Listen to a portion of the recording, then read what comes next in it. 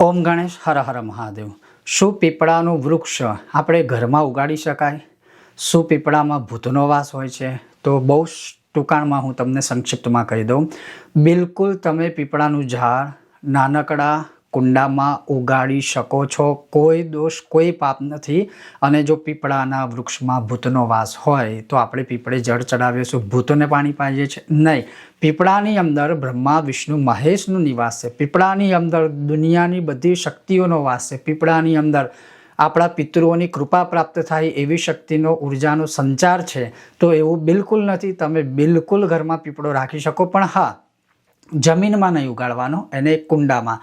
હવે એની પાછળ વૈજ્ઞાનિક કારણ શું છે કે ઘરમાં ના ઉગાડાય? તો એટલા માટે ઘરમાં ના ઉગાડાય કારણ કે પીપળો જ્યારે આપણે રોપીએ તો પીપળો એટલો બધો લાંબા આયુષ્યવાળો હોય છે, જે હજારો કેટલા વર્ષો સુધી એનું વૃક્ષ રહે છે। અને જ્યારે પીપળાનું વૃક્ષ કે મૂળ જ્યારે ધીમે ધીમે વધે ત્યારે એના મૂળિયા કેટલા કિલોમીટર સુધી લાંબા થાય છે।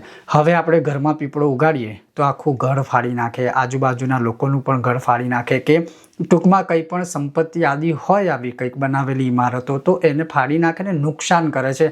બસ આ એક વૈજ્ઞાનિક કારણ છે, બાકી એવું કંઈ જ નથી કે પીપળાનું વૃક્ષ ઘરમાં ન ઉગાડી શકાય, જરૂર ઉગાડી શકાય।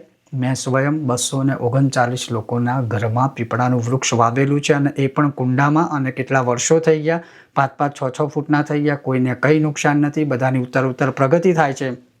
દેશકાળ અનુસાર કોઈ જગ્યાએ પછી પીપળો નહીં રહે જો આપણે આવું જ વિચારીશું તો। એટલે અવશ્ય તમે કુંડામાં ઉગાડી શકો અને સરસ નિત્ય પૂજા પાઠ કરી શકો। એની સામે બેસીને વિષ્ણુ સહસ્ત્રનો પાઠ થાય, એની સામે બેસીને આપણે સાધના થાય, એની સામે બેસીને આપણે દીપદાન બધું જ કરી શકાય।